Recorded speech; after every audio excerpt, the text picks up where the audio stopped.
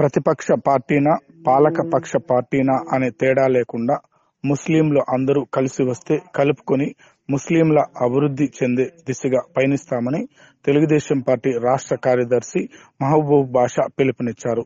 Tirupati press club లో ఆయన media ముందు మాట్లాడారు. వైసీపీ పాలనలో ప్రతిపక్షంలో ఉన్న తమను విభజించి వన్ సైడ్ మాత్రమే పాలన సాగించారని ఆగ్రహం వ్యక్తం చేశారు.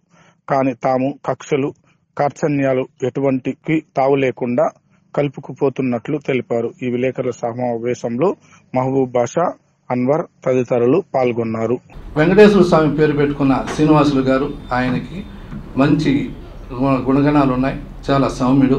ఆయన మంత్రి పదవి ఇవ్వాలని మా ముస్లిం మైనారిటీలు అందరూ ప్రార్థనలు చేస్తున్నాం. మా ముస్లిం మైనారిటీల తరఫున ఆయనకి మంత్రి పదవి ఇవ్వాలని ఆయన అధిష్టానాన్ని మరియు చంద్రబాబు నాయుడు కూడా మేము కోరాలని అనుకుంటున్నాం. కారణం, తిరుపతికి ఇంతవరకు మంత్రి పదవి ఎవరికి ఇవ్వలేదు, తిరుపతికి రాజకీయ వచ్చినప్పటి నుంచి.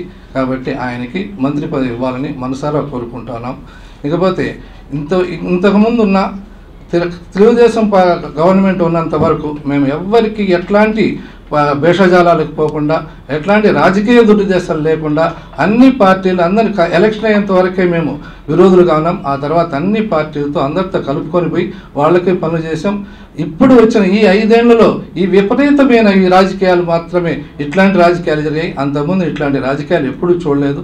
నిజంగా ఈ పార్టీ వాడు ఆ పార్టీతో మాట్లాడితే ఏదో తప్పు చేసినట్లు, వాళ్ళు ఏదో అరాచకం చేసినట్టుగా ఈ 5 ఏళ్ళు జరిగింది. అట్లాంటిది ఇక మీట వెండెట్టా పాలిటిక్స్ అయితే ఇక మీట మాకు ఉండవు.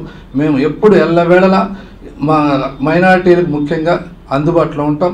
వాళ్ళకి ఎప్పుడు ఏ సమస్య వచ్చినా కూడా మమ్మల్ని కలవచ్చు. పార్టీలతో సంబంధం లేదు. మాకు అందరినీ ప్రేమతో కలుపుకోపోవాలనే ఉద్దేశంతోనే మేము ఉన్నాం. ఇప్పుడు కూడా మేము ఉంటాం.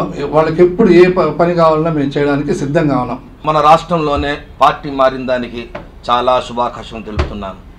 ఇంకొక విషయం ఏమిరా అంటే, మేమందరం బాగా కలిసి మెలిసి ఉన్నాం.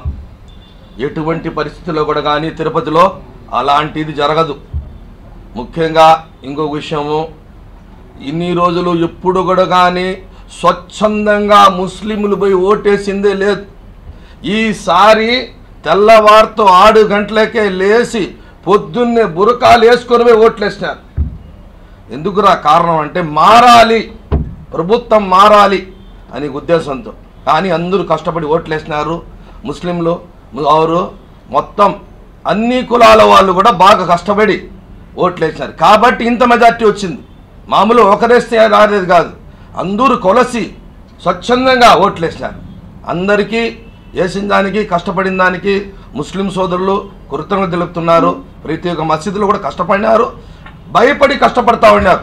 స్వచ్ఛందంగా వాళ్ళు ఏం లేదు, వీళ్ళు ఏం చేస్తారో ఏమో, ప్రభుత్వం కదా మాకు ఇబ్బందులు చేస్తారేమో అనేసి కానీ ఇంకేం భయపడేం కాదు.